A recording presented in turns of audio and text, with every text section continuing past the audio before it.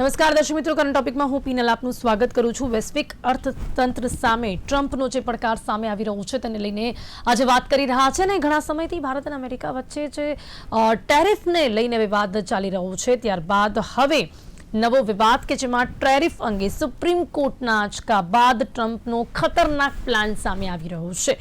Trump 10% વૈશ્વિક tariff તાત્કાલિક અસરકારક રીતે તેને લાગુ કર્યો છે, તેની કેવી અસર જોવા મળી શકે છે અને તેની સાથે સાથે સુપ્રીમ કોર્ટની જૂની ટેરિફ નીતિ રદ બાદ ટ્રમ્પનો આ વળતો પ્રહાર છે। જે પ્રકારે સુપ્રીમ કોર્ટે ટેરિફને લઈને મહત્વનો નિર્ણય જાહેર કર્યો અને ત્યારબાદ ટ્રમ્પનો આ ખતરનાક પ્લાન સામે આવી રહ્યો છે કે જેમાં હવે ટ્રમ્પે જે પડકાર આપ્યો છે, ટ્રેડ એક્ટની કલમ 122 હેઠળ નવો એક્ઝિક્યુટિવ ઓર્ડર જાહેર થયો છે અને આ નવો ટેરિફ હાલ 150 દિવસ માટે જ અમલમાં રહેશે। ત્યારે ટ્રમ્પે 10% વૈશ્વિક ટેરિફ તાત્કાલિક અસરકારક રીતે લાગુ કર્યો છે। તો સુપ્રીમ કોર્ટના ચુકાદાની ભારત અમેરિકાની ડીલ પર કોઈપણ પ્રકારની અસર નહીં થાય તેવું ટ્રમ્પે કહ્યું છે અને તેની સાથે જ જે પ્રકારે આ નવું ટેરિફ છે જે 150 દિવસ માટે જ અમલમાં રહેશે ત્યારે તેની કેવી અસર અને સુપ્રીમ કોર્ટના ચુકાદા બાદ ટ્રમ્પનો જે આ પડકાર છે સાથે જ ટ્રમ્પનો જે આ વળતો પ્રહાર છે તેની અસર ભારત દેશ પર કેટલી જોવા મળશે, એની સાથે સાથે ચીન, કેનેડા અને મેક્સિકો સહિતના દેશોને પણ આનું કેટલું નુકસાન થશે, તમામ મુદ્દાઓ પર વાત કરવા માટે મારી સાથે અહીંયા જોડાઈ ગયા છે એડવાઇઝર છે જીસીસીઆઈના પદ્મિન બુચ આપણી સાથે છે, ઉમર ગાઝી છે વિશ્લેષક તરીકે આપણી સાથે જોડાયા છે। આ બંનેનું સ્વાગત છે, વેલકમ ટુ ધ શો। એ સાથે જ આપણી સાથે જોડાઈ ગયા છે પ્રવીણ જાદવ, જેઓ ફોરેન ટ્રેડ એક્સપર્ટ છે। આપનું પણ સ્વાગત છે પ્રવીણજી।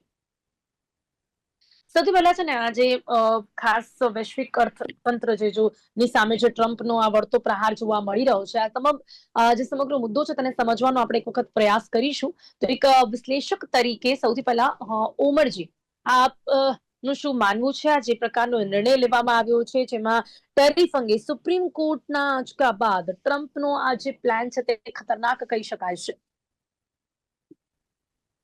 हाँ, एक बार आप क्वेश्चन रिपीट कर सकते हैं जी?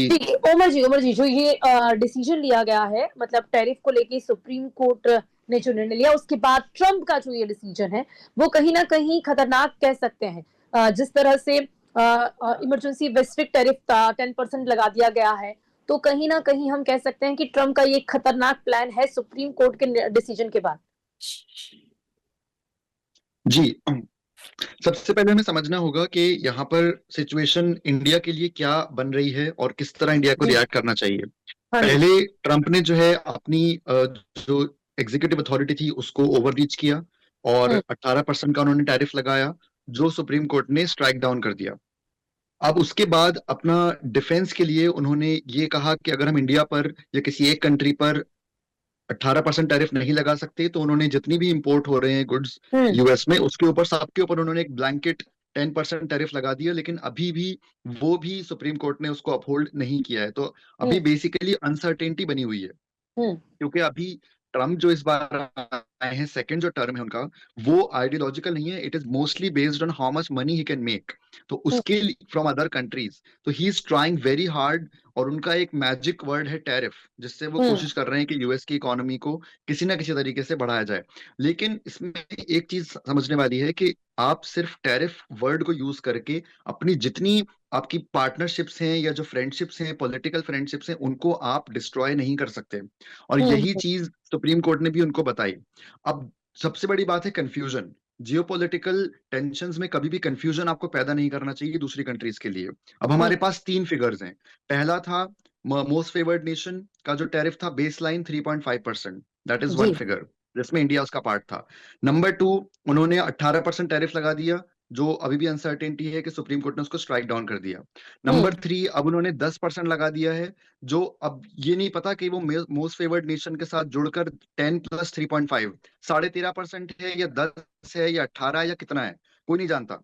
तो ये जो अनसर्टेनिटी उन्होंने पैदा कर दी है, this is only going to push India to sign deals with European Union, जैसे अभी मदर ऑफ ऑल डील्स हुई थी यूरोप के साथ, हमारी ईयू के साथ। सिमिलरली इंडिया की नजदीकियां बढ़ रही हैं ब्रिक्स कंट्रीज के साथ। तो ट्रम्प को ये सोचना चाहिए कि जो उनकी पार्टनरशिप्स अमेरिका की बनी हुई है दूसरे देशों के साथ, उनको वो सिर्फ जल्दबाजी में डिस्ट्रॉय ना करें। और खासकर इंडिया, क्योंकि इंडिया एक जियोपॉलिटिकल पावर भी है, स्ट्रेटेजिक पावर है, उसकी अपनी सॉवरेंटी है, ऑटोनॉमी है, ह्यूज मार्केट है। तो इस तरह के जो ब्लैंकेट टर्म्स हैं और ब्लैंकेट टैरिफ्स हैं, उसको कैलकुलेटेड तरीके से उनको करना चाहिए, और सुप्रीम कोर्ट के साथ करे, और अपनी एग्जीक्यूटिव अथॉरिटी के हिसाब से उन्हें करना चाहिए कि उनके पास अथॉरिटी है भी या नहीं। और अगर नहीं है तो उसका मतलब ये है कि वो सिर्फ और सिर्फ दूसरे देशों के लिए कंफ्यूजन पैदा कर रहे हैं। तो मुझे लगता हम्म। है इंडिया का भी काम ये है कि दबाव बनाए यूएस के ऊपर। लेकिन उमर आप जी, हमें ये तो बताइए अभी कि हम आप मान कितना सकते हैं ना टैरिफ कि लगा रहे हैं, कि आपके भारत अंदर का आपस जो में एटीन क्लैरिटी है। परसेंट उमर जी, अगर ये तो हम मान सकते हैं ना कि भारत पे जो 18% का टैरिफ लग रहा था, अभी वो भी नहीं लगेगा। मतलब जो डिसीजन लिया गया है, जैसा सुप्रीम कोर्ट ने निर्णय लिया, उसके मैक्सिमम मिनिमम 3 आवर्स के बाद ट्रंप ने ये जो डिसीजन लिया है, तो मतलब भारत पे अब 18% का टैरिफ भी नहीं लगेगा। नहीं लगेगा, नहीं लगेगा, क्योंकि वो ट्रम्प के पास उसकी अथॉरिटी नहीं है। सुप्रीम कोर्ट ने कहा है कि एग्जीक्यूटिव अथॉरिटी को उन्होंने आउटरीच किया है। उसी की वजह से उन्होंने ये 10% का उन्होंने शोषा छोड़ा है कि 24 हम्म। फरवरी के बाद अब जितने गुड्स आएंगे, this is called face saving. इसका मतलब है कि वो अपनी एक अपनी इंटेग्रिटी बचाने के लिए, अपनी रिस्पेक्ट बचाने के लिए उन्होंने 10% का ये शोषा छोड़ा है। वरना मुझे लगता नहीं है कि ये 18% के बाद ये 10% भी पूरी तरह अपहोल्ड करेगा या नहीं। हो सकता है कि वो मोस्ट फेवर्ड नेशन के अंदर 3.5% ही लगे, अभी हम कह नहीं सकते।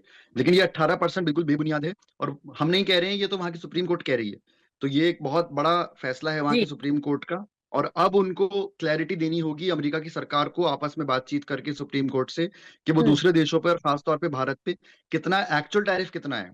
तो ओके, भारत ओके। को ये क्लैरिटी के लिए प्रेस करना चाहिए यूएस को। જી જી જી પદ્મિનજી, હવે Yeah. તમારું શું માનવું છે? આ જે રીતે સુપ્રીમ કોર્ટના નિર્ણય પછી જે પ્રકારે ટ્રમ્પે પોતાનું જે આ કાર્ડ ફેંક્યો છે, તેને આપ કઈ રીતે જોઈ રહ્યા છો, અને તેની સાથે તેની કેવી અસર ભારત અને અમેરિકા બંને દેશોના વેપાર પર જોવા મળશે?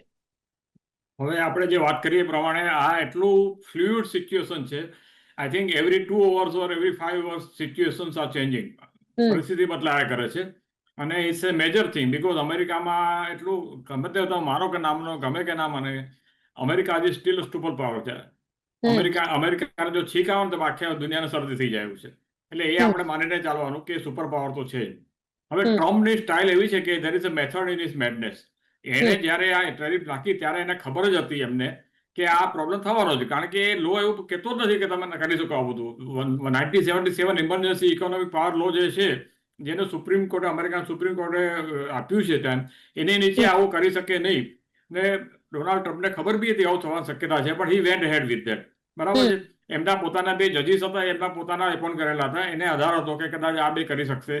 એટલે આ સિચ્યુએશન માટે એ લોકો પ્લાન બી, એમણે આજે કીધું છે એ પ્રમાણે પ્લાન બી માટે તૈયાર જ હતા.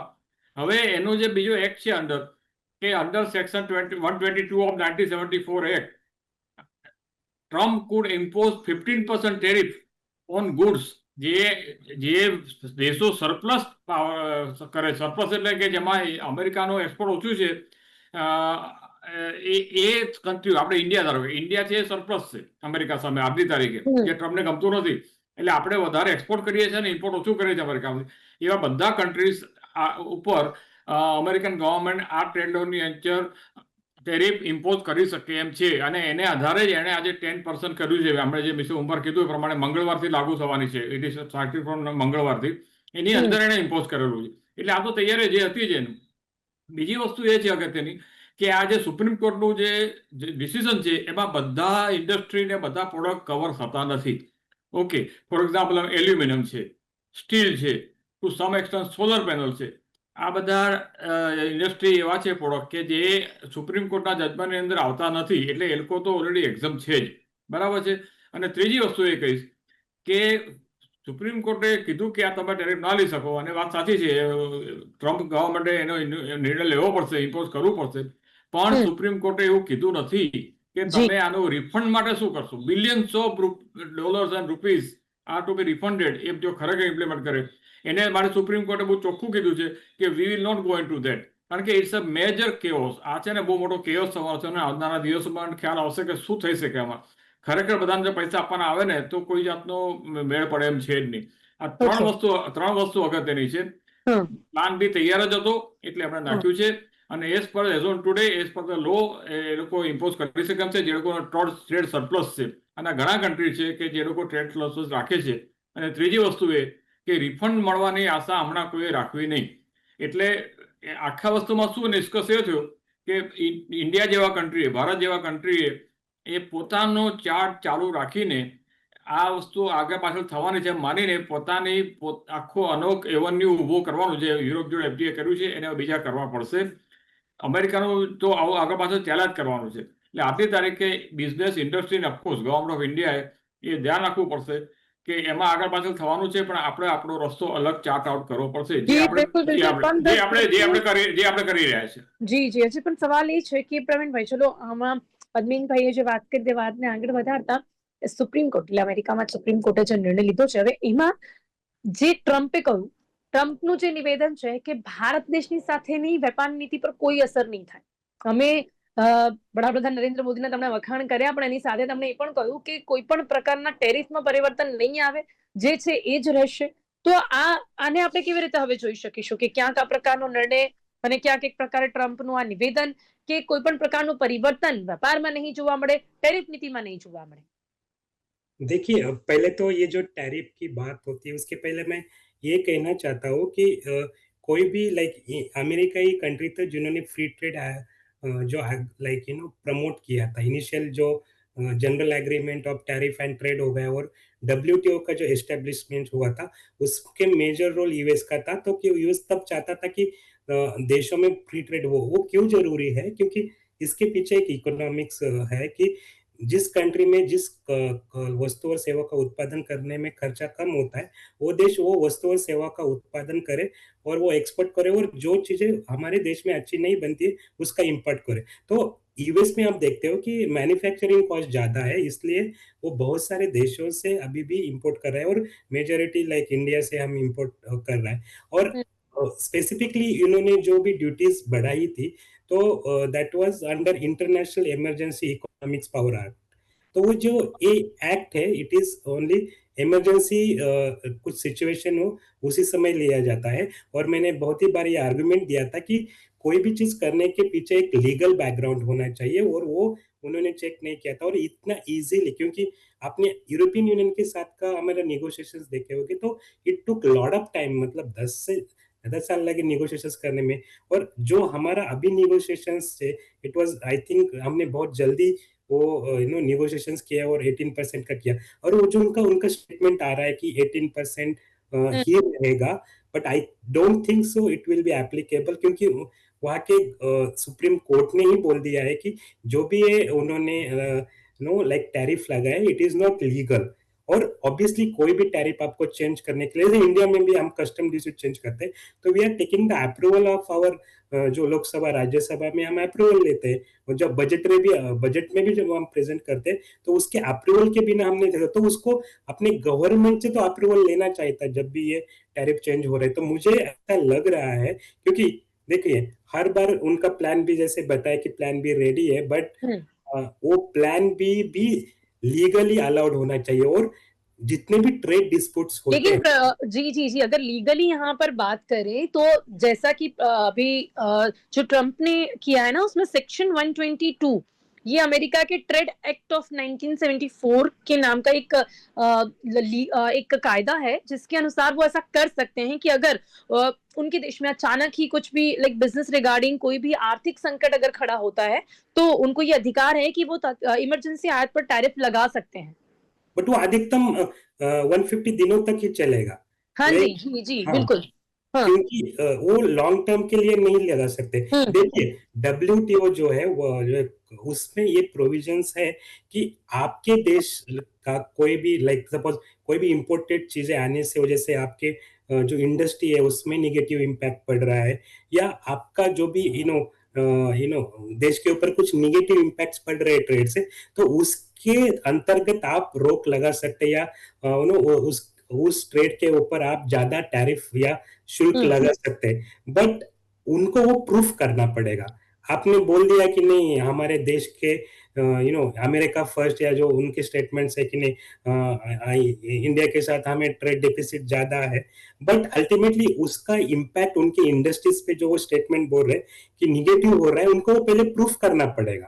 तभी वो जब लीगली आपको प्रूफ करना होगा तो इवन WTO में आपको प्रूफ करना होगा, तो आपको उसका साइंटिफिक या आपको डिटेल्स में स्टडी करके वो कि कैसे निगेटिव इम्पैक्ट हो रहा है वो आपको जब प्रूफ करेंगे। जी, तो इस बात पे आपको क्या लगता है उमर जी कि क्या ये बात सही में सही है कि जो ट्रम्प कहना चाह रहे हैं बार बार कि भारत देश हमारा मित्र है लेकिन वो हमेशा से हमसे टैरिफ लेता आया है, तो अभी हम ये करेंगे और हमेशा से फर्स्ट नेशन की नीति अपनाते हैं ट्रम्प।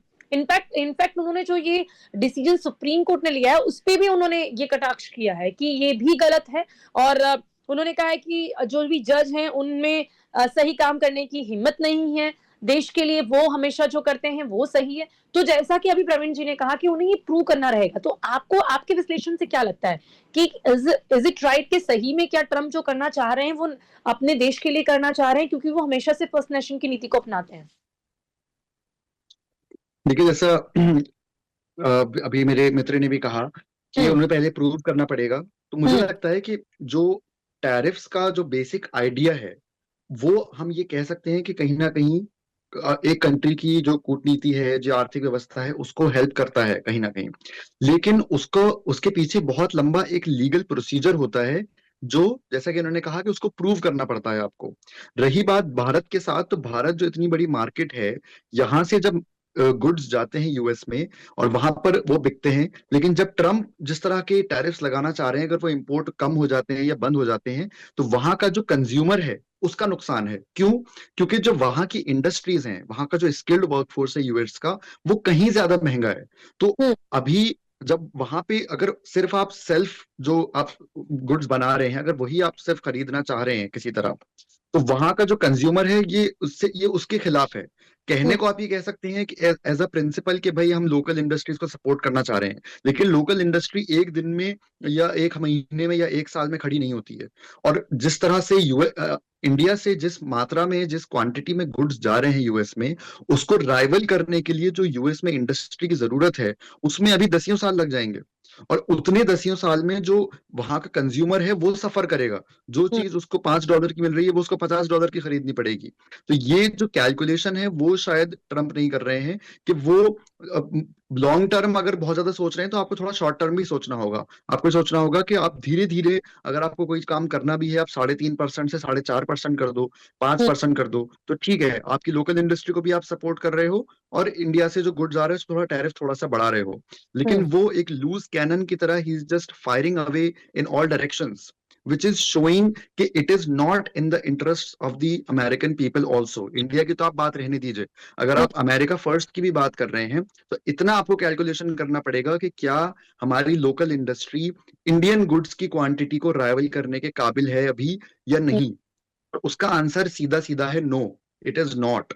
तो वहां का इसीलिए तो यहाँ सुप्रीम कोर्ट ने उसको ट्रम्प इतने इतने मतलब इतने तो समझदार हैं ही कि चलो फर्स्ट नेशन की बात ना करे, लेकिन ओवरऑल अगर बिजनेस के रिगार्डिंग भी अगर वो बात करे तो फिर उनका ये डिसीजन लेने का क्या हेतु क्या लगता है आपको मुझे?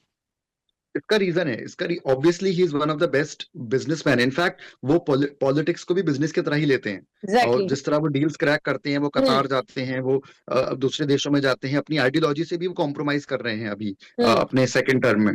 लेकिन प्रॉब्लम कहाँ पे आ रही है कि he is a man of chaos. उनका जो अभी जो रवैया है, आपने देखा कि वो किस तरह ऑपरेशन सिंदूर पे उन्होंने इंडिया और पाकिस्तान को एक ही सेंटेंस में नाम ले दिया।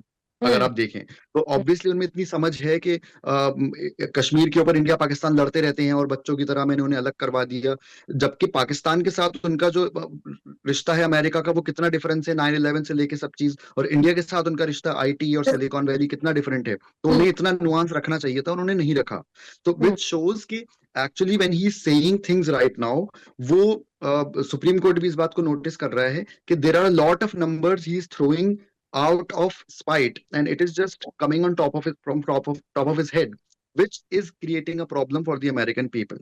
तो मुझे लगता है कि उनमें बेशक इतनी समझ है, लेकिन वो सिर्फ ये दिखाना चाहते हैं कि अमेरिका जो है बहुत ज्यादा सशक्त है, शक्तिशाली है, और वो किसी भी नेशन पर जितना भी चाहे टैरिफ लगा सकता है विदाउट एनी कॉन्सिक्वेंसेस। जी जी जी जी, ये दिखाने के लिए कहीं ना कहीं वो अपने ही देश के काफी सारे देशों के साथ के बिजनेस को भी नुकसान पहुंचा રહે हैं પદ્મિનજી શું કહેશો ખાસ કરીને હવે અંતમાં કે ભારત અને અમેરિકાના આવનારા દિવસોમાં સંબંધો વેપારને લઈને કેવા જોવા મળશે અને તેની સાથે 150 દિવસ માટે જો આ ટેરિફ લાગુ પણ થશે તો વોટ નેક્સ્ટ શું થશે આગળ એના સિવાય ચીન કેનેડા અને મેક્સિકો સહિતના દેશો પર પણ કેવો આર્થિક ફટકો પડશે પદ્મિનજી સૌથી પહેલા તો આપણા દેશની વાત કરીએ તો આપણે પહેલા બી જ્યારે ટેરિફ લગાવી ત્યારે આપણે સમજવું જોઈએ કે ફાર્માસ્યુટિકલ પ્રોડક્ટ પર ટેરિફ લગાવી નથી.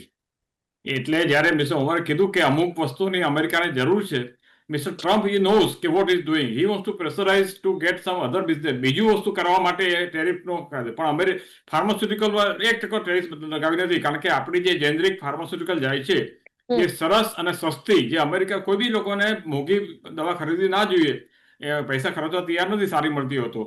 અને ભારત દેશ, ઇન્ડિયા બહુ મોટો સપ્લાયર છે જેનરિક મેડિસિનનો અમેરિકામાં, એટલે જ એ લોકો લગાવી નથી ટેરિફ એના પર, બરાબર છે. બીજો જો પાર્ટ હતો એ જેમ્સ એન્ડ જ્વેલરીનો હતો, અફેક્ટ થયેલો હતો, જે એને આપણે માનતા હતા કે હવે ધીમે ધીમે બી ઓછું કરવાના છે. જે મુખ્ય કારણ જે ટ્રમ્પ કરવા માંગે છે એ કે આટલા વર્ષોથી ભારત દેશ પોતાની રીતે જ વર્ત્યા કરે છે, સ્વાવલંબી છે, આત્મનિર્ભર છે અને ઇન્ડિપેન્ડન્ટ છે, એ એને ખૂચ્યા કરે છે. અને ઇન્ડિયાએ કોઈ ડિસિઝન પ્રેશરમાં લીધું નથી યુએસના. ફોર એક્ઝામ્પલ, એનું અનધર જીઓપોલિટિકલ રીઝન છે એ રશિયા સાથેનો આપણો સંબંધ.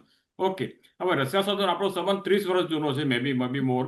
અને ક્રૂડ ઓઇલ રશિયા પાસેથી આપણે લઈએ છીએ અને વાઇઝ ડિસિઝન હતું, સસ્તું મળતું હોય તો ત્યાંથી જ લેવાય. એ એનો બીજું પ્રેશર છે કે તમે આવું નહીં કરો તો તમને પ્રેશર આપીશું. એટલે આ જે કારણો છે ઇન્ડિયા જોડેના વેપારના.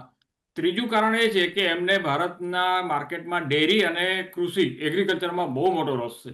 Is a big market for ઇન્ડિયામાં છે, અને યુએસએ ડેરીના ફિલ્ડમાં ઘણું કરવા માંગે છે. એટલે આ બધું પ્રેશર લાવવા માટે એ ભારત દેશ પર ટેરિફ નાખવા માંગે છે. એને ખબર છે કે જરૂર પડે હું ટેરિફ પાછું ખેંચી લઈશ, આ તરીકે તૈયાર છે. હમણાં જે છેલ્લામાં છેલ્લું જે એગ્રીમેન્ટ જે વાટાઘાટો થઈ એમાં નક્કી થયું છે કે અમે પાછું ખેંચી લેશું, બરાબર છે. આ સુપ્રીમ કોર્ટ ડિસિઝન તો હવે આવ્યું, પણ યુએસ વોઝ રેડી, પણ સાથે સાથે એ આટલું કરવા માંગે છે કે અમને આટલી વસ્તુ મળવી જોઈએ. આ સિચ્યુએશન આઈને ઉભી રહી ગઈ છે. સુપ્રીમ કોર્ટનું ડિસિઝન તો આવ્યું છે, બરાબર છે, પણ આપણને તો એમને બી આપણે પેરેલલ વાત ચાલે છે, એને આ પ્રમાણે આપણે આગળ વધવાના છે. जी जी जी, बहुत ओछो समय है प्रवीण जी, लेकिन अंत में 60 सेकंड में आपको क्या लगता है इंडिया को अभी क्या स्टेप लेना चाहिए? बड़ा प्रधान जो मोदी जी हैं वो इस इन सभी के बीच में क्या करना चाहेंगे? देखिए, ऑलरेडी हम स्टेप्स ले रहे हैं, हम बहुत सारे कंट्री के साथ ऑलरेडी एफटीए साइन कर रहे हैं, और आपने देखा होता रिसेंटली यूरोपियन यूनियन के साथ भी किया है, और बहुत सारे कंट्री के साथ हो रहा है. और मुझे जो लगता है 10% फॉर ऑल, तो उसमें हमें कोई नुकसान नहीं, क्योंकि सारे कंट्रीज के लिए 10 होगा तो सभी का प्राइसेस 10% से बढ़ जाएगा. तो हमारा उसमें कोई लॉस ही नहीं, क्योंकि वो पाकिस्तान के लिए भी 10% रहेगा, बांग्लादेश के लिए भी. तो रेडीमेड गारमेंट्स में हमारा मेन कंपटीटर है बांग्लादेश, उसके लिए भी 10% है. तो मुझे लगता है कि जस्ट प्राइसेस उनके कंज्यूमर के लिए बढ़ जाएगी. જી બિલકુલ પણ હવે જોવાનું રહેશે કે એ કેટલા દિવસ સુધી રહેશે, આગળ શું નિર્ણય લેવામાં આવશે, એ બાદ ખાસ કરીને બીજા અન્ય દેશોની સાથે પણ સંબંધો કેવા રહેશે અમેરિકાના, આ બધાની ઉપર પછી ક્યાંક નિર્ભર કરે છે કે ભારત અને અમેરિકાના વેપારના સંબંધો કેવા રહેશે. સમય આપણી પાસે ઓછો છે એટલે ચર્ચાને અહીંયા સમાપ્ત કરવી પડશે. પ્રવીણજી, ઓમરજી, પદ્મિનજી, આપ સૌ મારી સાથે ચર્ચામાં જોડાયા તે બદલ આપનો ખૂબ ખૂબ આભાર. Thank you so much. Thank you, નમસ્કાર, ધન્યવાદ. તો વૈશ્વિક અર્થતંત્ર સામે ટ્રમ્પનો જો આવડતો પ્રહાર છે તેની કોઈ એવી ખાસ અસર ભારત દેશ પર તો જોવા નહીં મળે, પરંતુ શા માટે આ રીતે અચાનક જે છે એ સ્પેશિયલ એક્ટનો ફાયદો ઉઠાવીને અત્યારે ટ્રમ્પ 150 દિવસ માટે આ જે ટેરિફ નીતિ અપનાવી છે તેની અસર અન્ય દેશો પર અને ભારત દેશ પર કેવી જોવા મળશે તેના વિશે ચર્ચા કરવાનો પ્રયાસ કર્યો છે. કરંટ ટોપિકમાં અત્યારે બસ આટલું જ. ફરીથી મળીશું નવા વિષયની સાથે. ત્યાં સુધી રજા આપશો. નમસ્કાર.